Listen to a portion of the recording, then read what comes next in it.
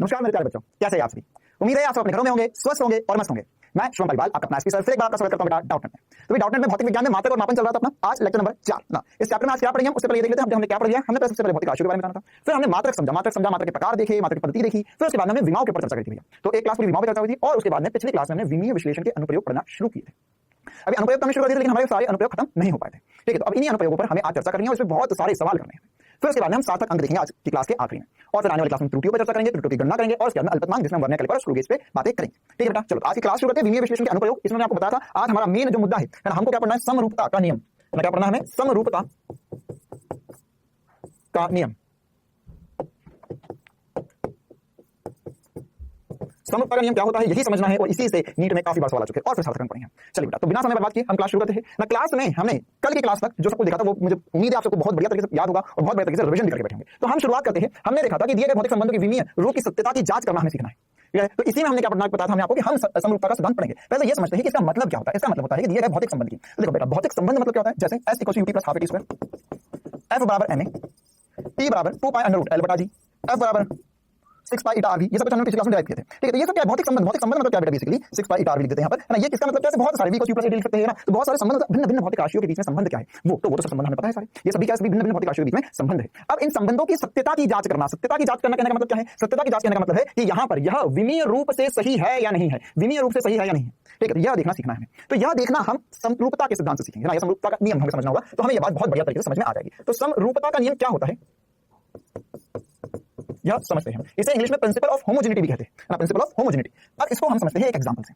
मान के चलो मैंने तुम्हें बोला कि 2 किलो और 3 किलो में से कौन बड़ा है। 2 किलो और 3 किलो में से कौन बड़ा है। तो सर 3 किलो और 2 किलो में से 3 किलो बड़ा है, ये तो कोई बड़ी बात ही नहीं। चलो बहुत बढ़िया, इंटेलिजेंट हो तुम लोग। 1 मीटर और 1 सेंटीमीटर में कौन बड़ा है। 1 मीटर और 1 सेंटीमीटर में सर 1 मीटर बड़ा है। अरे वाह भैया, अच्छा चलो फिर ये बताओ कि 1 सेकंड और 5 सेकंड में कौन बड़ा है। तो सर 1 सेकंड और 5 सेकंड में 5 सेकंड बड़े हैं। अच्छा 100 किलो और 10 किलो में कौन बड़ा है। तो सर 100 किलो और 10 किलो में 100 किलो बड़ा है। अरे वाह, अच्छा ये बताओ 10 kilo plus 10 kilo plus 10 kilo plus 2 kilo कितना होगा।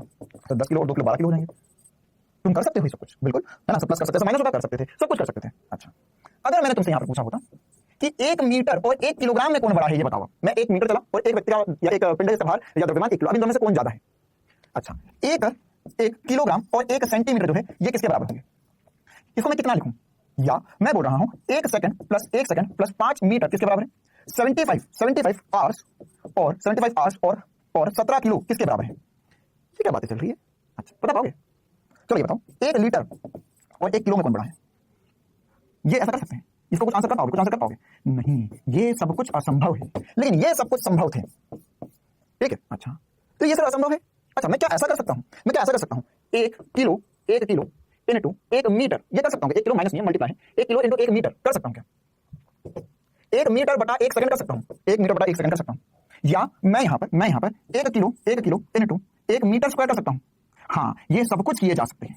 ठीक है, क्योंकि मीटर से मीटर पर सेकंड तो पता नहीं क्या मात्रा क्या पड़ता मीटर पर सेकंड। ठीक है, ऐसे ही केजी मीटर स्क्वायर है ना, या जब हम आगे चले तो आगुण पढ़ेंगे है ना, तो उसका मात्रक होता है। इसी प्रकार से केजी मीटर है ना, केजी मीटर मतलब गुणा तो कर ही सकता हूं। तो मतलब मुझे क्या समझ में आया इन सबसे एक बहुत इंपॉर्टेंट कहानी समझ में आई कि सर अगर कोई एक या एक से ज्यादा या 2 या 2 से ज्यादा भौतिक राशियां मेरे पास है तो इनको मैं plus minus equals to greater than less than है ना। कौन से चिन्ह की बात चल रही है यहाँ पर चल रही है plus minus equals to greater than less than, मतलब बड़ा और छोटा। ये तभी किए जा सकते हैं, यह चिन्ह तभी लगाए जा सकते हैं जब 2 भौतिक राशियां विमीय रूप से समान हो, है ना। मतलब इन चिन्ह का प्रयोग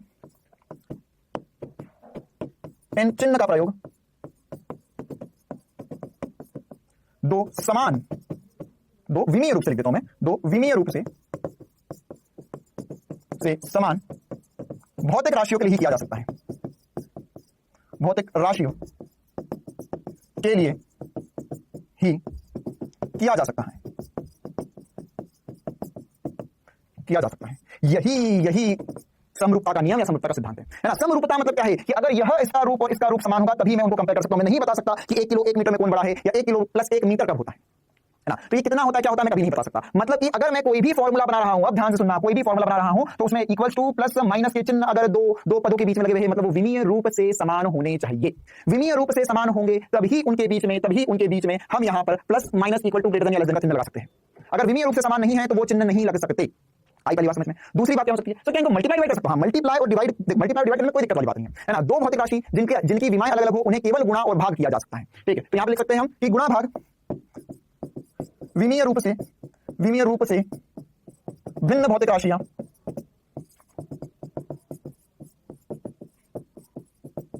राशियों का गुणा या भाग किया जा सकता है ना, बिल्कुल किया जा सकता है। इसी से तो हमारे इतने सारे फॉर्मूला बने, वेग, त्वरण, बल, दाब, ये सब कैसे बने? सब गुणा भाग के फॉर्मूले ना। तो ये सब कुछ किया जा सकता है, लेकिन plus minus multiply divide greater than less than के चिन्ह तभी इस्तेमाल करोगे आप जब वो विमीय रूप से दोनों समान हो। इस बात को मैं प्रूव करूंगा, फिर इस पे कुछ सवाल करते हैं, है ना। अब इस बात को प्रूव करने के लिए हम यहाँ पर किसी भी एक समीकरण का उपयोग कर लेते हैं, जैसे s equals to ut plus half at square कर लेते हैं, ठीक है। तो s equals to ut plus half at square, क्या यह भौतिक रूप से सही है ना? भौतिक रूप देखो, मैं आगे चल के दो बातें करूंगा, एक विमीय रूप बात करूंगा, एक भौतिक रूप बात करूंगा। भौतिक रूप मतलब कि क्या फिजिक्स के हिसाब से वो सही है, या फिजिक्स के हिसाब से ये बात सही कह सकते हो, या फिजिक्स में ऐसा कोई आपने सूत्र या समीकरण पढ़ा, अगर हाँ तो भौतिक रूप से सही है, और अगर नहीं तो भौतिक रूप से सही नहीं है, ठीक है। अच्छा, विमीय रूप से सही होने का मतलब क्या हुआ? विमीय रूप से सही होने का मतलब ये हुआ कि यहाँ पर जो भी चिन्ह हो, plus minus equals to greater than less than, उन सब पदों में, है ना, ये सब पद में, ये पद और यह पद, है ना, तो यहाँ पर सभी पदों की विमा समान होनी चाहिए।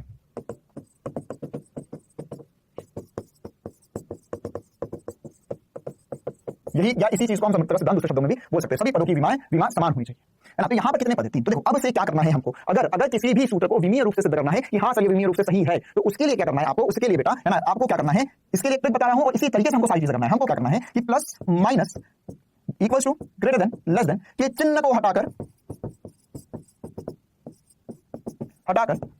विमीय रूप से हटा दो और विमीय रूप से बराबर कर दो इन्हें, हटाकर विमीय रूप से बराबर कर दिया जाए, हटाकर विमीय रूप से समान कर दो। इसका मतलब क्या हुआ? देखो यहां पर क्या है, एक s है, तो s की विमाएं समान होनी चाहिए u इंटू टी की विमाएं प्लस हाफ, वो तो अंक की कोई विमाएं होगी, a इंटू टी स्क्वायर की विमाएं, है ना। अब यहां पर देखो, यहां पे प्लस का चिन्ह है, मैं प्लस के चिन्ह को हटा दूंगा और केवल विमीय रूप से समान, मतलब इक्वल टू का साइन लगा दूंगा, मतलब ये और ये तीनों समान होनी चाहिए तब ये बात जमेगी, ठीक है। अच्छा, एक बार चेक कर लेते हैं, s की विमा क्या होती है सर? s की विमा होती है l। अच्छा, u इंटू टी की विमा क्या होगी? u इंटू टी, है ना। u क्या होता है? u होता है प्रारंभिक वेग, तो क्या सर l t माइनस 1, और समय है सर t। ओहो, t ने t को मार दिया, तो यहां से आ गया l, t ने t को मार दिया, यहां से आ गया l, a t स्क्वायर क्या होगा? a t स्क्वायर, तो यहां से आ जाएगा l t minus 2 into T square t2। अरे ये कैसे कर रहा हूं, तो मुझे विमा याद हो गई अब सारी, तो t स्क्वायर ने t स्क्वायर मार दिया, इसकी विमा भी आ गई। तो देखो, विमीय रूप से तीनों पदों की विमा समान है ना, तभी मैं बोल पा रहा हूं कि यह जो समीकरण है यह भौतिक रूप से और विमीय रूप से दोनों से सही है। क्लियर बेटा? तो हमने जो पीछे पढ़ा कि दिए गए भौतिक संबंध की विमीय रूप से सत्यता जांचना, यही तरीका होता है जांचने का। इसके अलावा ये भी जो सूत्र है इनका भी इस्तेमाल कर सोच सकते हो, बता सकते हो मुझे कि यह विमीय रूप से समान है या नहीं, है ना। मैं और कुछ जटिल परिपथ या जटिल समीकरण देना चाहता हूं इसमें, नई चीज सीखने की। क्लियर बेटा? देखो, तो अब यहाँ पे कंक्लूजन लिख देते हैं कि यह समीकरण विमीय रूप से और भौतिक रूप से सही है, ठीक है। भौतिक और विमीय दोनों रूप से सही है। अब और एग्जांपल करते हैं हम इस पे, मान के चलो, इसी में थोड़ा ट्विस्ट लाओ बस, s equals to ut plus 2at square, क्या यह सही समीकरण है? तो आप बोलोगे सर ये गलत है, आपने 2 की जगह 1/2 लिखना चाहिए था, अभी आपने बताया था हमें, बिल्कुल सही बात समझी तुमने। तो यहाँ पर यह जो है बेटा क्या, अच्छा ये तो समझना सही गलत है, लेकिन कौन से रूप से सही है, कौन से रूप से गलत है? अच्छा, एक बात बताओ मुझे, क्या s की विमा u इंटू टी की विमा और at स्क्वायर की विमा समान होगी? हाँ सर, ये भी l होगी अभी निकाला, ये भी l होगी अभी निकाला, और ये भी l होगी। मतलब क्या हुआ? मतलब ये हुआ कि यह विमीय रूप से सही है लेकिन भौतिक रूप से गलत है। आ ये बात समझ में ना? तो यहाँ पर क्या हुआ, यहाँ पर हम लिख सकते हैं कि यह विमीय रूप से सही है और भौतिक रूप से गलत है, लेकिन भौतिक रूप से गलत है, ठीक है। तो अब हमको ये बात जांचना सीखना होगा। तो देखो बेटा, ऐसा हो सकता है कि अगर कोई संबंध भौतिक रूप से सही है, ध्यान से सुना, अगर कोई संबंध भौतिक रूप से सही है, जैसे भौतिक रूप से सही था, तो अगर कोई संबंध भौतिक रूप से सही है तो वो विमीय रूप से सही होगा ही होगा।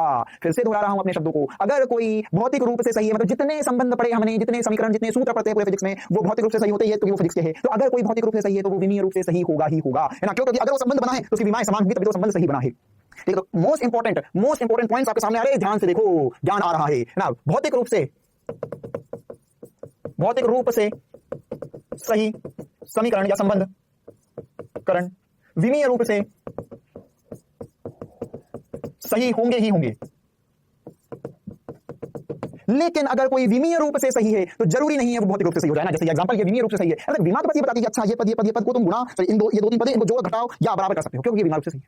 लेकिन भौतिक रूप से कैसे पता चलेगा? तो फिजिक्स से पता चलेगा। तो याद रखना हमें कि यहां पर विमीय रूप से, है ना, तो यहां पर लिखना है हमें कि अगर विमीय रूप से, फिर से चौंका देने वाला स्टेटमेंट, है ना, और याद रखने लायक, विमीय रूप से सही संबंध या समीकरण भौतिक रूप से सही हो भी सकता है और नहीं भी हो सकता है।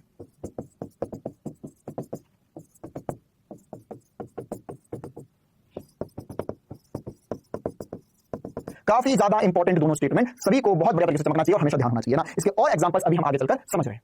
क्लियर है कहानी बेटा, ना? और हम ये भी समझेंगे कि ये जो सब कुछ हम पढ़ रहे हैं इसका और कहां हम उपयोग करने वाले हैं।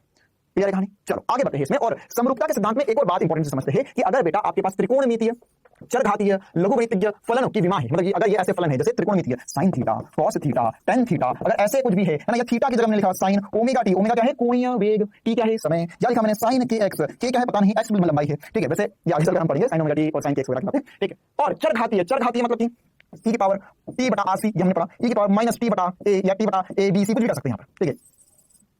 और दूसरा एग्जांपल लिख लेते हैं इसमें, लघुगणितीय मतलब लॉग वाले, लॉग में लिखा हुआ है, जैसे फॉर एग्जांपल लॉग में लिखा हुआ है a बटा x, ऐसा कुछ भी बना दिया। भौतिक रूप से सही नहीं है ना, मैं तुमसे कांसेप्ट समझा, ये भौतिक रूप से सही है हमें पता है ना, लेकिन यहाँ पे लिखा होता है e की power minus x into a, ये भौतिक रूप से सही है, पता नहीं सही क्या लिखा हुआ है।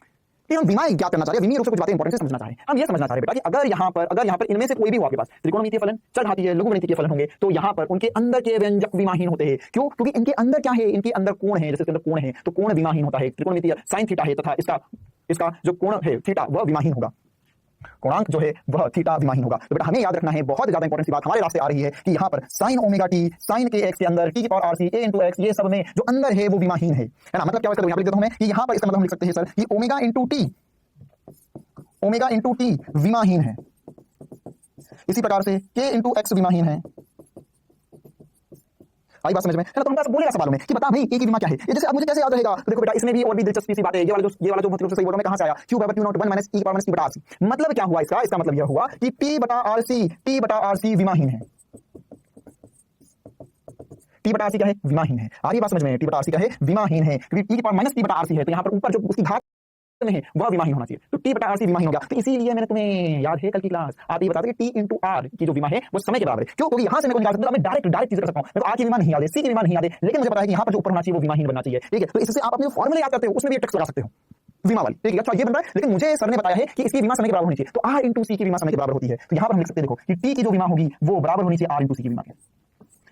ये विमाहीन है, तो अगर ये समय है तो नीचे वाले को समय बनना पड़ेगा, तभी तो दोनों भाग में है और विमाहीन बनाएंगे। तो ये बहुत ज्यादा इंपॉर्टेंट सी बात है। इसी के साथ साथ अगर मान के चलो आपको डिफरेंशिएशन, इंटीग्रेशन वाली चीजें बोल दी है ना, अवकलन समाकलन बोल दिया, बता इसकी विमा क्या है, तो घबराने का नहीं है ना। अच्छा dx की विमा क्या है ना, अब हम कुछ ऐसी अवकलन समाकलन वाली चीजें देख रहे हैं जिसमें हम विमा ज्ञात करेंगे। विमा ज्ञात कीजिए। हाँ सर हम कर चुके हैं, बिल्कुल सही बात, फिर एक बार करेंगे। dx की विमा क्या होगी? dx की विमा, तो देखो बेटा इससे घबराने का नहीं है ना। क्यों? क्योंकि जो d है, d क्या है? जैसे अगर मैं तुमसे डेल्टा x पूछता तो डेल्टा x की विमा बता पाते? हाँ सर डेल्टा x की जो विमा होती है वो लंबाई में परिवर्तन, उसकी विमा होती है l। तो बेटा यही तो मैंने बताया कि अगर डेल्टा बहुत छोटा हो जाए, डेल्टा क्या हो जाए? डेल्टा बहुत छोटा हो जाए तो उसकी जगह हम लिख लेते हैं d। अगर डेल्टा छोटा हो जाए तो उसकी जगह डी। तो यार लंबाई में परिवर्तन डेल्टा x की है और dx भी लंबाई में ही परिवर्तन है। आई बात समझ में? तो यहाँ पर हम लिखेंगे सर ये होगा, इसकी विमा होगी l। इसी प्रकार से हमसे पूछते dv बटा dt, तो dv बटा dt के लिए हमें घबराना नहीं है, तो d से तुम्हें कोई लेना देना नहीं है, d से कोई लेना देना नहीं है। क्यों? क्योंकि dv है तो d का परिवर्तन है, तो परिवर्तन मैंने स्टार्टिंग में बता देता हूं कि परिवर्तन की विमा भी समान ही होती है, तो होगा m0 l1 t-1 हां, और ये हो गया t। वास्तव में dv मतलब v, ये क्या लिखा है? वेग में परिवर्तन की दर, मतलब कि लिखा है त्वरण, तो ये हो गया m0 l1 t-2। अच्छा सर ऐसा क्या? हाँ ऐसा देखो बताता हूं खतरनाक वाले। अच्छा सर यहाँ पर अगर लिखा होता इंटीग्रेशन ऑफ dx, उसकी विमा क्या होती? Integration of dx। अरे तुम इंटीग्रेशन ऑफ d में क्यों लग रहे हो? तुम बस ये देखो क्या है यहाँ पर, तो ये हो गया l, इसकी विमा क्या होगी? l होगी। आई बात समझ में? चमका बढ़िया से। अच्छा इसमें और भी कुछ ट्विस्ट कर सकते हैं क्या सर? लो यार मैं बहुत ट्विस्ट कर दूं। v integration of v dx की विमा बताओ क्या है? इंटीग्रेशन ऑफ v dx, तो इंटीग्रेशन ऑफ v क्या है? वेग है, मैं बता देता हूं ना, v क्या है? वेग है, ब्रैकेट में लिख लो v वेग है और x लंबाई है या x दूरी है, तो इसकी विमा किसके बराबर होगी? तो सर ये करना पड़ेगा कि हाँ देख v की विमा क्या होती है? v की होती है sir m0 l1 t-1 into x, dx मतलब x ही है, dx मतलब x ही है, तो यहाँ पर क्या हो गया? t हो गया। ओहो t, तो सर t, सॉरी, तो ये कितना बन गया सर? यहाँ पर अगर मैं देखूं तो v इंटू dx की विमा किसके बराबर होगी? सर v इंटू dx की विमा यहाँ से t से t कट जाएगा और यहाँ पर बचेगा l। ठीक है, ऐसे कोई भी भौतिक राशि में तो बोल सकते हैं इंटीग्रेशन डिफरेंशिएशन की, बस विमा निकाल बताओ। तो मुझे घबराने का नहीं है, उसके अंदर जो है वो d जो है उसका कोई महत्व नहीं है, d तो क्या है? परिवर्तन दिखाता है, बस और कुछ नहीं, खलास। चलो और इंटीग्रेशन साइन को ध्यान देना, उसके अंदर वाले जो है उसी की विमा लिखनी है। अब हम आगे बढ़ते हैं और इसमें कुछ सवाल करना शुरू करते हैं ना। अब सवाल कैसे करेंगे? देखो सवाल कैसे आते हैं और सवाल में कैसे करने हैं ना। हमको कुछ बिल्कुल बेसिक से सवालों से शुरुआत करेंगे है ना। और सवालों में क्या दिया जाएगा? अब हमें समरूपता का सिद्धांत समझ में आ गया, विमीय विश्लेषण समझ में आ गया, तो हमें सवाल में छोटे छोटे सवाल लेंगे जिसको हम विराट रूप में भी ले जाएंगे धीरे धीरे करके। ठीक है, तो सर छोटे सवाल कहने का मतलब क्या है? कुछ सवाल हमें ऐसा आ सकते हैं, हमें बोलेंगे कि जैसे हमको बोला कि यार अगर a और b दो भौतिक भिन्न राशियां है ना, ये सवाल है हमारे पास, बस मैं एग्जांपल के लिए बता रहा हूं। a और b दो भिन्न राशियां हैं, दो विमीय रूप से भिन्न राशियां हैं, तो आपको बताना है क्या a प्लस b विमीय रूप से भिन्न है, मतलब दोनों की विमाएं अलग अलग है, एक लंबाई है एक समय है, ऐसा मान ले है ना, एक लंबाई का वर्ग है ऐसा मान ले। तो यहां पर कुछ भी हो सकता है, मैं एग्जांपल दे रहा हूं, मुझे नहीं पता लंबाई का वर्ग, एग्जांपल दे रहा हूं बस। ठीक है। अच्छा, ठीक है, a प्लस बी किया जा सकता है, आपको पता नहीं क्या क्या किया जा सकता है, a प्लस बी किया जा सकता है, a माइनस बी किया जा सकता है, a इक्वल टू बी किया जा सकता है, ये मैं बोल सकता हूँ a is greater than b, या क्या मैं ऐसा बोल सकता हूँ a इंटू बी करना संभव है, क्या a डिवाइडेड बाय b करना संभव है? बताओ भैया कौन सा संभव कौन सा संभव? तो plus minus equal to greater than less नहीं किए जा सकते क्यों? क्योंकि दोनों विमीय रूप से अलग अलग है। अगर विमीय रूप से अलग अलग मैं मल्टीप्लाई और डिवाइड जरूर कर सकता हूँ, है ना। तो आपको बताना है क्या संभव है, क्या संभव है। अच्छा, तो ये तो सर हमने जांच लिया। और बताओ, देखो अगर मैंने लिखा यहाँ पर, है ना, ऐसा लिखा, क्या ये संभव है a into a square into b, क्या संभव है? बिल्कुल संभव है यार, a square into b multiply divide कुछ भी करो, कोई फर्क नहीं पड़ता। क्या a स्क्वायर माइनस b संभव है? क्या क्या b स्क्वायर प्लस a संभव है? क्या संभव है ये? बोलो, क्या ये संभव है? सॉरी, ये तो हो भी सकते हैं, नहीं हो सकते, हो सकते नहीं, ये हो सकते हैं संभव। कब संभव हो सकते हैं, है ना, ये कब संभव हो सकते हैं कि यदि यदि यदि a स्क्वायर की विमा b के बराबर हो जाए तो ये संभव हो जाएगा। या दूसरा वाला कब संभव हो सकता है, यदि b स्क्वायर की विमा a के बराबर हो जाए तो ये संभव हो सकता है ना। मान के चलो कि ये जो b है, b एरिया है और a लंबाई है। एग्जांपल के लिए बता रहा हूं, एग्जांपल के लिए बता रहा हूं, बिल्कुल दिलचस्प सी बात है, छोटे छोटे मतलब बताइए। मान के चलो, माना a क्षेत्रफल है और b लंबाई है, तो क्या संभव है? बिल्कुल, क्योंकि a क्या है सर, a क्षेत्रफल है, तो क्षेत्रफल का वर्ग। एक है ना, यहाँ पर इसके लिए देखें हम, ये एग्जांपल इसमें सेट कर रहे हैं। हाँ, फिर से a क्षेत्रफल है और b लंबाई, तो लंबाई का वर्ग मतलब क्षेत्रफल बन गया। ये वाला एग्जांपल इसके लिए सेट कर लेते हैं ना, उसके लिए क्या करना पड़ेगा, इसके उल्टा समझना पड़ेगा कि सर a लंबाई हो जाए और b क्षेत्रफल हो जाए, तो b क्षेत्रफल तो ये भी क्षेत्रफल बन गया, ये भी क्षेत्रफल बन गया, इनको घटा सकते हैं। वैसे b है बेटा b लंबाई, तो b का वर्ग मतलब क्या बन गया, क्षेत्रफल, तो ये भी क्षेत्रफल ये भी क्षेत्रफल है, तो इन दोनों को हम जोड़ सकते हैं। अरे क्षेत्रफल जोड़ सकते हो ना, तो ये सब कुछ किया जा सकता है। क्लियर है कहानी? और एग्जांपल देखते हैं इसमें, है ना, ये वही वाला सवाल है कि a और b भिन्न है, तो आपको बताएं इनमें से कौन सी संक्रिया वैध है, मतलब कौन सी बात संभव है, कौन सी बात असंभव है। तो क्या a बटा b किया जा सकता है? a बटा b किया जा सकता है, बिल्कुल a बटा b किया जा सकता है। क्या a माइनस b किया जा सकता है? नहीं। क्या a प्लस b किया जा सकता है? नहीं। सर ये कर सकते हैं, e की पावर से ये डिवाइड में, ये डिवाइड में कर सकते हैं। नहीं बालक, ये भी नहीं कर सकते, ये भी नहीं कर सकते। क्यों नहीं कर सकते सर, क्यों नहीं कर सकते? क्योंकि देखो बेटा, अगर ये करने लगे आप, तो आपको पता है कि a बटा b विमाहीन होने चाहिए, ये क्यों नहीं हो सकता? a बटा b कैसे होने चाहिए? विमाहीन होने चाहिए। तो अगर a बटा b विमाहीन है तो a को भी विमाहीन होना पड़ेगा, b को भी विमाहीन होना पड़ेगा, तो a बटा b विमाहीन होंगे। उसने बोला विमीय है, विमाय है, तो यह भिन्न नहीं हो, यह शून्य, ये विमाहीन नहीं हो सकते।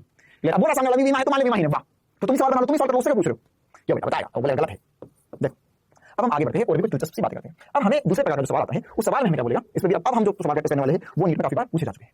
अब जो अगले प्रकार का सवाल हम प्रैक्टिस करने जा रहे हैं उसमें क्या होगा बेटा, एग्जांपल से शुरुआत करते हैं। हमको बोला s बराबर at प्लस b बीटा, या b लिख देते हैं हम, या अल्फा बीटा भी हो सकता है, लेकिन थोड़ा सा आसान बना रहा हूं आपके लिए, b t square plus c t cube.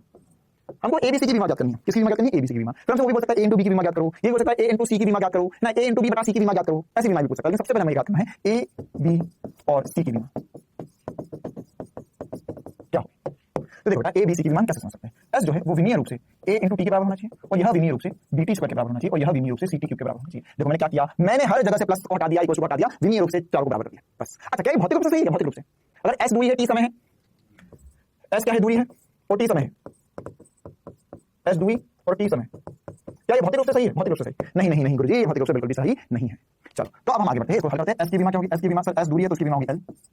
अब हमें क्या करना होगा बेटा, हमें a की विमा निकालनी है। तो a इंटू टी जो है, इसकी विमा अगर हम देखें सही हो जाएगा a इंटू कैपिटल टी, मैंने समझ लिया। अब यह जो है यह विमीय रूप से s के बराबर, ये विमीय रूप से इसके बराबर, इसके बराबर है, तो यहाँ तो आगे कहानी पता ही नहीं, मैं भी पता, सी भी नहीं पता, तो हम इन दोनों को विमीय रूप से बराबर कर रहे हैं, मतलब इसकी विमा l के बराबर है, इसकी विमा के बराबर है l के बराबर है। तो यहाँ से a की विमा क्या आ जाएगी, a को सर लिख सकते हैं, है ना, a की विमा लिख सकते हैं हम, ये हो जाएगा l बटे में t, यह हो जाएगा l t माइनस 1, ये विमीय रूप से l t माइनस 1 है। ठीक है। अच्छा, अब क्या करेंगे, b इंटू टी स्क्वायर जो है वो विमीय रूप से फिर से l के बराबर होना चाहिए, तो b की विमा क्या होगी बेटा, b की विमा हो जाएगी l बटा t का वर्ग, यहां हम इसे लिख सकते हैं l t माइनस 2। इसी प्रकार से मैं c की विमा निकाल सकता हूं, c की विमा कैसे निकाल सकता हूं सर, c t क्यूब की जो विमा होगी वो s के बराबर होगी, या लंबाई के बराबर, तो c t की घात 3 प्लस 3 था, ये 3 लिखा बेटा, थोड़ा ठीक से 3 बना देते हैं हम, 1 2 3 3 3 3, ये विमीय रूप से l के बराबर होना चाहिए। तो c की विमाएं हो जाएगी यहाँ से l बटा t क्यूब, या ये हो जाएगा l t माइनस 3। तो ऐसे हमने a b c की विमा ज्ञात कर ली। हमसे ऐसा भी सवाल में पूछ सकता है कि बताओ भैया a की विमा किसके समान है, तो a की विमा जो है वो 4 के समान है। बताओ भैया b की विमा किसके समान है, b की विमा त्वरण के समान है। हमसे पूछ सकता है a बटा b की विमा किसके समान है, a इंटू c की विमा किसके समान है, वगैरह वगैरह लाखों बातें पूछी जा सकती है, बस अगर आपने a b c की विमा निकाल ली हो तो। इसी प्रकार के ढेर सारे सवाल हम फटाफट करते हैं। देखो बेटा, हमें बोला है क्या है कि एक बल, आप देखो हम भौतिक रूप से जाते हैं, हमको भौतिक रूप से मतलब नहीं कि सही है गलत है, हमको बोला ये है, आप बताओ भैया सवाल में विमा क्या है, बस जैसे हमको बोला ये है, भौतिक रूप से पूछा समीकरण द्वारा दिया जाता, कहां से आया है, कहां को जाएगा, कोई मतलब नहीं है ना, बस हमको पता है f equal to at square plus bt square, sorry f बराबर at प्लस bt स्क्वायर। तो a और b की विमा क्या करनी, बहुत आसान से सवाल, आप चाहो तो हर एक सवाल के पहले स्क्रीन पॉज करके आंसर कर सकते हो, है ना। मैं फटाफट सॉल्व करने वाला हूं। f की जो है बेटा वो विमा a इंटू t के बराबर होनी चाहिए, और यही विमा b इंटू t स्क्वायर के बराबर होनी चाहिए। तो f की विमा क्या होगी, f होगा sir m1 l1 t minus 2, ये बराबर होना चाहिए a इंटू t के। तो सर a की जो विमा आ रही है यहाँ से उसको नीचे लिया तो m1 l1 t माइनस 2 है, ये t माइनस 3 बना देगा। अरे बेटा एक और t नीचे जाएगा तो माइनस 2 था, है ना, ये माइनस करना ना अल्टीमेटली, तो माइनस 3 जैसे चाहो वैसे सॉल्व करके देखो। इसी प्रकार से m1 l1 t माइनस 2 की जो विमा है वो बराबर होनी चाहिए b t स्क्वायर की विमा के। तो b t स्क्वायर मतलब टाइम का स्क्वायर वहां पर, तो कैपिटल टी समय तो बी की बीमा आ जाएगी m1 l1 t minus two बटे में t2 है ना। ये हो जाएगा बी अगर नहीं समझ में आ रहा है तो कैसे समझेंगे, ये माइनस टू है, ये टू है, माइनस करना है, यहाँ पे माइनस फोर हो जाएगा, या t माइनस टू तो नीचे ही आएगा तो नीचे वाले गुणा में तो जुड़ जाएगी तो t पावर आ जाएगा, माइनस फोर बन जाएगा। जैसा समझना चाहो वैसे समझ सकते हो। तो m1 l1 t minus four जो है वो b की बीमा है और t माइनस थ्री जो है वो a की बीमा है। जरूरी नहीं वो बार बार आपको 1 लिख दे, नहीं लिखा तो हमको ये समझना है कि वो m1 है और l1 है। आगे बढ़ते इसी प्रकार से एक और दिलचस्प सवाल के साथ में, है ना। यहाँ पे हमें दिया गया है कि b का मात्रक क्या होगा, b का मात्रक क्या होगा। देखो तो यहाँ पर सर विमीय रूप से देखो हमें कुछ भी पूछ सकता है वो, है ना। तो हमको ये तो बात समझती है कि सर विमीय रूप से ये अगर x बराबर लिखा हुआ x बराबर at प्लस bt स्क्वायर, तो हमें समझता है सर कि x की जो विमा होगी वो विमीय रूप से a इंटू टी और विमीय रूप से b इंटू टी स्क्वायर के बराबर होना चाहिए। हमसे उसने a के बारे में कुछ नहीं पता पूछा है, ना पता करना चाहता है वो, तो हम a पे ध्यान नहीं दे रहे, हम इन दोनों पे ध्यान देंगे। तो x की जो विमा है वो b इंटू टी स्क्वायर की विमा के बराबर होनी चाहिए बेटा। x क्या है, ये बोला वस्तु के द्वारा किलोमीटर में तय की गई दूरी, तो मतलब l हो गया। इसी प्रकार से b तो b है और जो t है t समय है, तो समय की घात 2 हो चुका है, तो l t माइनस टू, ये t2 है नीचे जाएगा तो माइनस 2 बन जाएगा, तो ये l t minus two b हो गया। तो विमा आगे मात्रक क्या होगा सर, मात्रक लिख सकते हैं l मतलब लंबाई, मतलब किलोमीटर बोला है उसने, और बटे में यहाँ पर समय सेकंड में बोला तो सेकंड का वर्ग, या मैं लिख सकता हूँ किलोमीटर सेकंड की घात माइनस 2, तो किलोमीटर सेकंड की घात माइनस 2 मेरा आंसर होगा। ठीक है, एक सेकंड ना बेटा, यहाँ पर ये 2 है। ठीक है, चलो तो ये किलोमीटर प्रति सेकंड का वर्ग मेरा आंसर होगा। आगे बढ़ते हैं अगले सवाल की तरफ, और भी रोमांचक सवाल। एक ऐसे सवाल बहुत बार पूछा गया, अब ये वाला सवाल कितनी सारी एग्जाम्स में पूछा गया, पीटी पीएमटी एएफएमसी ना, दुनिया भर के एग्जाम होती है अलग कॉलेज में, सब में पूछा गया। बहुत दिलचस्प सवाल हमको बोला है, अब हमें नई चीज सीखने को मिल रही है। देखो हमें एक समीकरण दिया है, हमें नहीं पता है क्या है, हो सकता है हमने केमिस्ट्री में पढ़ा, लेकिन अभी हमने फिजिक्स में नहीं पढ़ा, है ना, और फिजिक्स में पढ़ेंगे नहीं, लेकिन ये सवाल को हम विमीय रूप से कर लेंगे। ठीक है, देखो हमको बोला है कि P दाब है, V आयतन है, T परम ताप है, परम से मतलब नहीं है, ताप है बस, है ना। A B और R नियतांक है, A की विमा याद करनी है हमको, A की भी पूछ सकता है, B की भी पूछ सकता है, मैं A की पूछेगा मैं B की भी याद कर दूंगा आपको। ठीक है, तो A की विमा क्या होंगी, देखो भैया जल्दी से, तो A की विमा याद करना है सर, तो कैसे करेंगे। देखो अब अगर ये तो मल्टीप्लाई तो कोई भी कर सकता है, मल्टीप्लाई कैसे भी हो सकती है। अब हमको फॉर्मूले के अंदर छुपे हुए पदों पर भी ध्यान देना होगा, मतलब यहाँ पर P की जो विमाएं हैं वो A बटा V स्क्वायर के समान होनी चाहिए। क्यों, क्योंकि अगर इन दोनों को इन दोनों को प्लस किया है मतलब इनकी विमाएं समान होनी चाहिए। उसी प्रकार से आयतन की जो विमाएं हैं वो B के समान होनी चाहिए, क्योंकि इन दोनों माइनस किया है। अगर ये प्लस तो R इंटू T की विमाएं इन सब के बराबर होनी चाहिए। ठीक है, तो इन सब की विमा मतलब दाब की विमा और आयतन की विमा। तो अब देखो आया मजा, ये हो जाएगा P इंटू V स्क्वायर जो होगा सर वो है A की विमा, तो मतलब क्या हो गया, दाब क्या होता है, दाब की विमा का बताया मैंने, बल बटा क्षेत्रफल कर लो भैया, तो m1 l minus 1 t minus 2, और ये है आयतन, V क्या है आयतन, तो आयतन होगा l की घात 2, सॉरी l की घात 3 की घात 2, ये होगी A की विमा, है ना। फिर से देखो मैंने क्या आयतन लिखा था बेटा, आयतन मतलब होता है वॉल्यूम, तो वॉल्यूम क्या होगा L इंटू L मतलब ये होगा L क्यूब, ये क्या हो गया आयतन। ठीक है, लंबाई इंटू चौड़ाई इंटू ऊंचाई, या आयतन के बारे में आपको बताया था पिछली क्लासेस, है ना। तो ये स्क्वायर को बड़ा ये v स्क्वायर है, तो ये l क्यूब, तो l की घात 3 तो विमा है उसकी, और एक और स्क्वायर है, तो ये m1 l minus 1 t minus 2 l6, ये हो गई A की विमा के बराबर। तो ये m1 l 5 t की घात माइनस 2, ये हो गई A, t की घात 5 है ना, सॉरी l की घात 5 t की घात माइनस 2 m की घात 1, तो A सही आंसर होगा इसकी विमा का। क्लियर है कहानी बेटा, ये माइनस 1 था, ये 6 था, तो गुणा में तो घात जुड़ गई, तो 6 माइनस 1 हो जाएगा। इसी प्रकार से मैं b की कुछ नहीं ले सकता, मैं बता सकता हूं आसान सी बात है, v की विमा l के बराबर है, l क्यूब के बराबर है, l की घात 3 के बराबर है, क्योंकि वो आयतन की विमा के बराबर होगा। क्लियर बेटा, तो ऐसे छोटे छोटे बहुत बढ़िया से सवाल हमसे बहुत बार पूछे जा सकते हैं। आगे बढ़ते हैं अगले सवाल की तरफ, है ना। अब हमें क्या दिया है, देखो ध्यान से, हमें बोला है कि किसी एक माध्यम में गति कर रही वस्तु का जो वेग, तो वेग निम्न प्रकार से दिया जाता है, यह वेग का समीकरण है, जहां t समय a और b स्थिरांक है, तो a की विमा क्या होगी, a की विमा निकालने का बोला है उसने। तो देखो कैसे करेंगे, हाँ ध्यान समझना मेरी बात को। वेग जो है वो दिया है सर हमें a बटे में b 1 माइनस e की पावर माइनस t बटा b। तो देखो बेटा सबसे पहले तो इसके ऊपर अटैक कर दो, इसको तोड़ दो, इस पर अटैक करो, चलो कमांड बताओ। तो सर t बटा b जो है वो विमाहीन होना चाहिए, t बटा क्या होना चाहिए, b विमाहीन होना चाहिए। क्यों विमाहीन होना चाहिए, कि t बटा b मतलब e की घात में कुछ है, तो इसकी कोई विमा नहीं होगी, इसकी कोई विमा नहीं होगी, तो t बटा b विमाहीन है। तो मैं क्या लिख सकता हूं कि t जो है वो विमीय रूप से b के बराबर होगा, तभी तो विमाहीन है वो, तो b की विमा तो मिल गई मुझे, b की विमा है t की विमा के बराबर। ठीक है, b का निकालने से पता ही नहीं था आपको, निकालना ही नहीं चाहिए था, देख अभी पता चलेगा। अब अगर मैं ध्यान से देखूं तो ये है वेग, अब वेग विमीय रूप से इन सबके बराबर होना चाहिए, विमीय रूप से इन सबके बराबर होना चाहिए, है ना। अब ध्यान से देखना इस चीज को, e की घात या e जो है ये पूरा विमाहीन है, e विमाहीन है तभी तो उसको 1 में से माइनस करा, क्योंकि 1 भी विमाहीन है, 1 भी क्या है विमाहीन है ना। ये बात मैं थोड़ा सा ज्यादा एक्सप्लेन कर रहा हूं, मुझे पता है लोगों को समझ में आ चुकी है, हम ऐसा भी समझ सकते हैं कि 1 की जो विमा है वो e की घात माइनस t बटा b की विमा के बराबर होना चाहिए, मतलब ये विमाहीन होना चाहिए। अरे चमका, क्यों, क्योंकि सर ये पूरा विमाहीन होगा, ये इसकी कोई विमा नहीं है, इसकी एक की कोई विमा होती नहीं है, इसकी कोई विमा नहीं, तभी तो माइनस करा इसमें, तभी तो फार्मूला माइनस है, वरना माइनस नहीं बनता, समझ रहे हो, बनता। जनता को समझ में आ रही है बात कि जो भी फार्मूला हमने पढ़े थे और जो भी फार्मूला पढ़ने वाले उनमें प्लस माइनस भी आ रहा है, तो उसके पीछे भी आज की बात है कि वह इसकी विमा और इसकी विमा समान होनी चाहिए। अच्छा, तो सर ये पूरा विमा ही हो चुका है, मतलब वेग की जो विमा है, वेग की जो विमा है वो a बटा b के बराबर होगी। अब आया समझ में, मैंने b की विमा तो निकाली पहले, वेग की विमा होती है l t माइनस 1, a की विमा मुझे निकालनी है, b की विमा क्या है, b की विमा है t, तो अगर मैं a की विमा निकालना चाहूं तो ये हो जाएगा l t माइनस 2।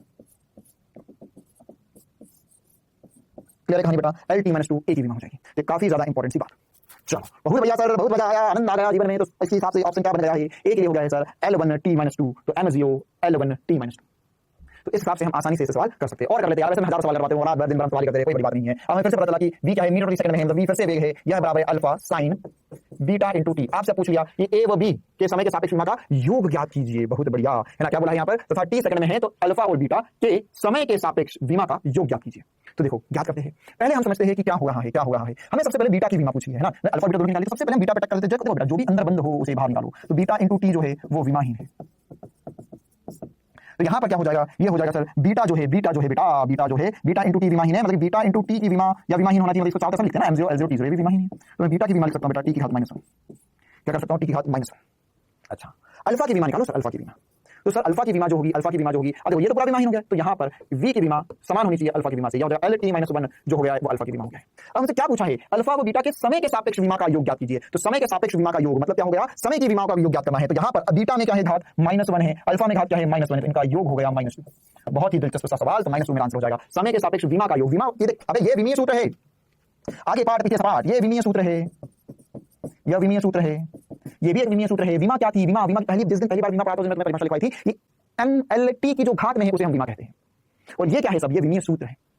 चलो बेटा ऐसे ही हम आगे बढ़ते हैं, एक और सवाल कर लेते हैं ना, बस आखिर के 2 सवाल, बस प्रैक्टिस हो जाए बहुत जोरदार जबरदस्त तरीके से। देखो सर y बराबर a sin ओमेगा x बटा v माइनस के ओहो दिया गया है, बोला है ओमेगा कोणीय वेग है, v रेखीय वेग है, तो हमें बताना है k की विमा क्या होगी, k की विमा क्या होगी। तो देखो बेटा क्या होगा, इस ओमेगा को पहले तो अंदर मल्टीप्लाई कर लो, क्योंकि इसे हम बाहर खुला नहीं छोड़ सकते हैं, क्योंकि यहाँ पर इसके अंदर जो सब कुछ है वो विमाहीन होगा। तो इस साइन को लिखेंगे, अंदर ओमेगा को मल्टीप्लाई कर लो, हाँ, या एक मिनट मल्टीप्लाई नहीं भी करते हैं तो भी ज्यादा आसान तरीके से निकल जाएगा, डायरेक्ट बता देते हैं, मल्टीप्लाई करेंगे फिर लंबी कहानी हो जाएगी। ये पूरा विमाहीन होना चाहिए, तो इसके अंदर x बटा v की विमा k के बराबर है।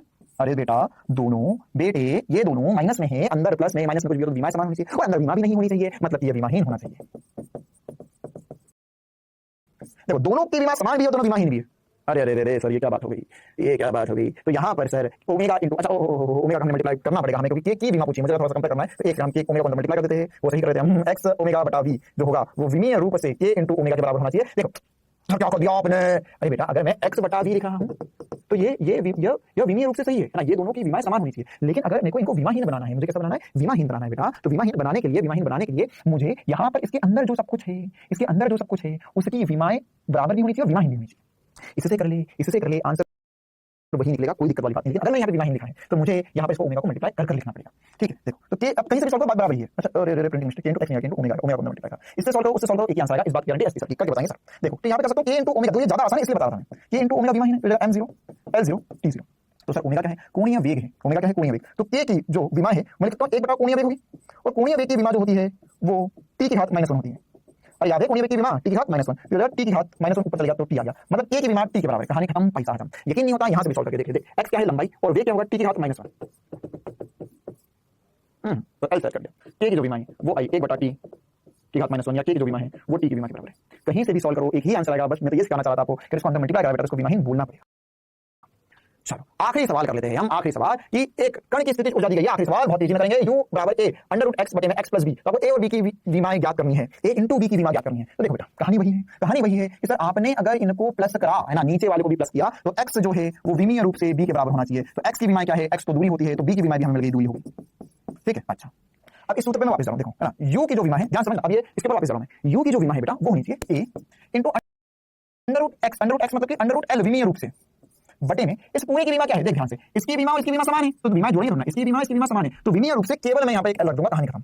फिर से देखो ध्यान समझो मैंने क्या किया, ये u है, ये a अंडर रूट x है, तो यहाँ पर बेटा यहाँ पर अगर मैं देखूं तो a अंडर रूट l मतलब कि a अंडर रूट l तो इसकी वजह से है। अब x और b की विमाएं समान होनी चाहिए, क्यों समान होनी चाहिए, क्योंकि सर ये दोनों जोड़ में थे, तो यहाँ पर मैं x को विमीय रूप से देख रहा हूँ, विमीय रूप से x को b को बात बराबर है, समझना। देख l प्लस l कर देगा तो l प्लस l से 12 थोड़ी ना हो जाएंगे, l प्लस l 12 थोड़ी ना हो जाएगा, है ना। यहाँ पे ये l है, यहाँ पे दूसरा है, तो एक ही रखते हैं हम हमेशा। तो यहाँ पर क्या हो जाएगा, ये स्थिति जो जाएगा ml2, मैं ये जी स्पेशल सवाल है मुझे पता नहीं पढ़ा रहा हूं, लेकिन फिर भी थोड़ा सा हाई लेवल रखना पड़ेगा। ml2 t-2 ऊर्जा, ये होगा a l की घात 1 बटा 2, ये l की घात 1, तो बेटा ये इधर ले जाओ, इसे हल कर लो, तो m1 ध्यान से देखना, ये इधर जाएगा l की घात 3 हो जाएगा, बटे में l की घात 1 बटा 2, तो 3 माइनस 1 बटा 2, l की घात 3 माइनस 1 बटा 2, m1 l की घात 3 माइनस 1 बटा 2, ओहो 3 माइनस 1 बटा 2, t की घात -2, ये आ जाएगी a की विमा, ये हो जाएगा m1 l की घात 6 में से गया 5, 5 बटा 2, t की घात -2, ये a की विमा आ गई है, b की विमा a के l के बराबर, इन दोनों को गुणा कर दो तो सही हो जाएगा, a इंटू b की विमा हो जाएगी m1 l की घात 5 बटा 2, t की घात -2, इनटू में लिखेंगे l, इंटू में लिखेंगे l, तो यहाँ पर ये दोनों जुड़ जाएंगे घातें, तो l की घात 1 है, ये जोड़ दो तो 5 धन 1, 5 बटा 2 धन 1, तो l की घात 7 बटा 2 हो जाएगा। तो ये मेरा आंसर आ चुका है m1 l की घात 7 बटा 2, t की घात -2। फिर से क्या क्या मैंने ध्यान से समझेंगे सभी बच्चे। पहले एल की घात निकालना आसान था, ये यू है तो ये विमीय रूप से ये और ये पूरा पूरा बराबर होना चाहिए, ये और ये पूरा पूरा बराबर होना चाहिए, तो ये और ये विमीय रूप से बराबर कर दिए। अब ए की मैंने विमा निकाली और उससे आंसर आ चुका है 7/2। चलो बेटा, तो अभी के लिए हम इतना ही रखते हैं। ये वाले सवाल हमने यहाँ पे सवाल हमने खत्म कर दिए हैं, बहुत सारे सवाल प्रैक्टिस करें है ना। इस प्रकार के काफी सारे सवाल होमवर्क में भी आपके पास रहेंगे है ना। अब हम आगे बढ़ते हैं और यह देखते हैं कि सर ये जो विमीय विश्लेषण हमने पढ़ा इसकी सीमाएं क्या है, मतलब ये कहां तक लगा सकते हैं, क्या गड़बड़ हो सकती है इससे। तो आसान सी बात है, जो भी हमने सीखा उसी का एक कंक्लूजन मान सकते हो। यांत्रिकी में 3 से अधिक भौतिक राशियों पर निर्भर करने वाली भौतिक राशि का सूत्र व्यक्तपन्न नहीं किया जा सकता, केवल इसकी सत्यता जांची जा सकती है। इसका मतलब क्या हुआ, देखो मान के चलो कि अगर एक भौतिक राशि है जो 3 पर निर्भर कर रही है, जैसे बल था, स्टार्टिंग का एग्जांपल याद करो। बल का कल मैंने बताया था कि जो बल है वह शायन बल, वो शायन का गुणा त्रिज्या और वेग पर निर्भर कर रहा है। तो वहां पे m की घात कुछ था, l की घात कुछ था, t की घात कुछ था, तो उसमें a b c 3 अननोन थे, 3 समीकरण बने, हमने कर दिया। लेकिन वहां 4 होते तो नहीं कर पाते, क्योंकि m l t से हमेशा 3 ही समीकरण बनेंगे और 4 वेरिएबल होंगे तो हम कभी नहीं कर पाएंगे है ना। जैसे मान के चलो कि जो बल है वह वेग पर, त्रिज्या पर, शायनता गुणांक पर और एक और भौतिक राशि मैंने मान ली दाब पर भी निर्भर कर रहा है, दाब लिया तो इसकी घात a आएगी, इसकी घात b आएगी, इसकी घात c आएगी, इसकी घात d आएगी। लेकिन यहां से समीकरण कितने बनेंगे, समीकरण तो 3 ही बनेंगे, क्योंकि m l t से बराबर करोगे, इसमें क्या है m l t ही तो बराबर करोगे तो 3 ही समीकरण बनेंगे, लेकिन 4 अननोन हो जाएंगे, 4 चर धातु हो जाएंगे, 4 चर राशि हो जाएगी, उसको निकालना असंभव है। यह विधि केवल तभी उपयोग कर सकते हैं जब भौतिक राशि की निर्भरता गुणांक रूप में हो। हाँ, इसको निकालने के लिए, इसको मतलब जैसे हम मान लो विमीय विश्लेषण का उपयोग कर विमीय विश्लेषण का उपयोग कर हम निकालना चाह रहे हैं, हम सोच रहे भैया ओहो विमीय विश्लेषण से कोई फार्मूला बना दूं, तो अगर उस सूत्र में चरघातीय, त्रिकोणमितीय, लघुगुणकीय फलन होंगे तो उसको हम डिराइव नहीं कर सकते, याद रखना विमीय रूप से है ना। क्यों नहीं कर सकते, क्योंकि बेटा उसके अंदर तो दो भौतिक राशियां, देखो अगर मान के चलो मेरे पास ये वाला सूत्र, जैसे हम पीछे जाते कोई भी सूत्र लेते हैं, ये वाला सूत्र, तो इसमें जो y है ना, y आपको दिया हुआ है, ये a पर भी निर्भर कर रहा है, ओमेगा पर, x पर, b पर, k पर। अब अंदर क्या चल रहा है, अंदर कौन गुणा में है, कौन भाग में है, हम कैसे पता लगाए, या अंदर में साइन का फंक्शन है, e की पावर x का फंक्शन है, log का फंक्शन है, कैसे पता चलेगा, सबके अंदर भी माही है, तो वो वाली चीजें हम डिराइव नहीं कर सकते। इसी प्रकार से है ना, इसके लिए एक से अधिक पद वाले समीकरण, जैसे ये वाला समीकरण h + a² तो इसको हम सत्यता जांच सकते हैं कि हाँ ये सही है या नहीं है, लेकिन इसको डिराइव नहीं कर सकते, क्योंकि जब भी डेरिवेशन करेंगे हम तो हम ऐसा ही करेंगे, हम सबको मल्टीप्लाई लेकर ही डेरिवेशन कर सकते हैं। हमको नहीं पता चलेगा कि किन दो को प्लस में लो, किन दो को माइनस में लो, उनके बीच में प्लस है, माइनस है, ग्रेटर देन इक्वल टू, कैसे पता लगाओगे, क्योंकि विमीय रूप से तो सब कुछ एक ही होता है। इसी प्रकार इस विधि द्वारा उत्पन्न संबंध से विमाहीन नियतांक को ज्ञात नहीं किया जा सकता, विमाहीन नियतांकों के विषय में कोई जानकारी प्राप्त नहीं होती। इसका मतलब क्या हुआ, जैसे अभी मैंने आपको ये डिराइव करके बताया था, ये डिराइव करके बताया था f = k नीटा आरबी, ईटा आरबी, तो k का मान मैंने बताया ना, तो 6 पाई होता है, इसमें बिना रूप से कैसे पता चलेगा 6 पाई, 10 पाई, 1000 पाई, कुछ भी आ कैसे पता करोगे, तो विमीय रूप से नियतांक नहीं ज्ञात किए जा सकते। फिर ये दो या दो से अधिक भौतिक राशियों की विमाएं समान हो सकती है ना, इसलिए भी इसका ड्रॉबैक है ना। यहाँ पर क्या था, कैसे पता चलेगा, विमीय रूप से सोच लिया तो विमीय रूप से दो या दो से अधिक भौतिक राशि की विमा समान हो सकती है, हमने देखा भी था, तो यह भी इसकी एक ड्रॉबैक हम मान सकते हैं। इससे यह जानकारी प्राप्त नहीं होती कि भौतिक राशि अदिश है या सदिश है। अदिश सदिश तो कुछ बता ही नहीं, आपने बिल्कुल सही बात है, मैं कैसे बताऊंगा, कर ही नहीं सकते विमा रूप से कि कौन अदिश है कौन सदिश है, बिल्कुल असंभव सी बात है। क्लियर बात। तो बेटा आज की क्लास में हमने काफी सारे सवाल करे इस पर, और हमने विमीय विश्लेषण पे बहुत जोरदार तरीके से पकड़ बना लिया, उस पे नीट में जो सवाल आएगा वो हमसे बिल्कुल बनेगा। ठीक है बेटा, चलो तो अब हम आगे बढ़ते हैं आज की क्लास में और करते हैं क्विज के दो बहुत दिलचस्प सवाल, आसान से सवाल है ना, फिर हम कल की क्लास में सार्थक अंक और त्रुटियों पे चर्चा करेंगे। तो क्विज का पहला सवाल आपके सामने आ रहा है, से पढ़ लो। चलो ऐसा सवाल हमने किया है अभी भी क्लास में, बिल्कुल आसान सा सवाल, आपको बताना है कि सी का मात्रक क्या होगा। अभी क्या तुरंत ताजा ताजा उतारा हुआ सवाल, जल्दी से इसका आंसर बताओ।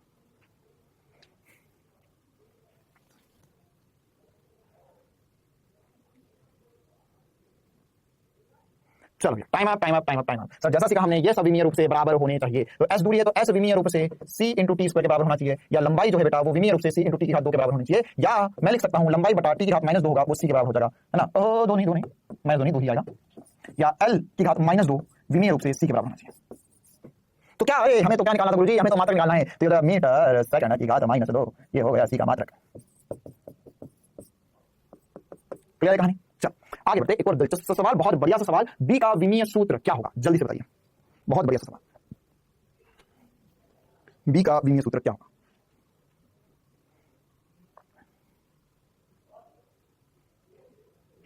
चलो बेटा टाइम अप। कैसे करेंगे अब देखो, यहाँ पर हमें वेग पता है ना, तो ये वेग जो है वो विमीय रूप से समान होना चाहिए a × t के, और विमीय रूप से समान होना चाहिए v बटा t + c के, हाँ, और साथ ही साथ t और c भी विमीय रूप से समान होना चाहिए, तो c की विमा जो होगी वो t के बराबर आ गई, लेकिन सर c की तो कुछ ही नहीं है, ओहो कोई दिक्कत नहीं। अब देखो v और ये दोनों विमीय रूप से समान होना चाहिए, मतलब ये वेग जो होगा वो विमीय रूप से समान होगा v बटा t के, क्योंकि सर c + t या c + a भी मैं पता l + l नहीं होगा, t + t नहीं लिखता हूं ना, यहाँ पर ये दोनों को विमीय रूप से एक ही लिख सकते हो, विमीय रूप से तो एक ही लिख सकते हो, ये दोनों की विमा बराबर तो कितनी है, t की विमा बराबर है, तो l t - 1 b बटे में t, ये t से t को गुणा कर दो बेटा, यहाँ पे जैसे ही गुणा होगा सर कट जाएगा, तो l t - 1 × t ये हो गया b के बराबर, फिर t ने t को मार दिया तो b की विमा जो है वो l के बराबर आ गई, यही मेरा जवाब होगा। हाँ तो आज की क्लास में इतना ही रखते हैं हम, विमीय विश्लेषण के अनुप्रयोग हमने कर लिए है, इसमें 1 मिनट नहीं 10 सेकंड की जरूरत है बस, क्योंकि इसमें एक ही बात हमने सीखी सर, अगर plus minus equal to greater than less than का अगर कहीं भी साइन आए तो यह विमीय रूप से सब कोई एक समान होता है, या इसमें यह समरूपता का सिद्धांत कहलाता है, यह समरूपता का नियम या समरूपता का सिद्धांत कहलाता है।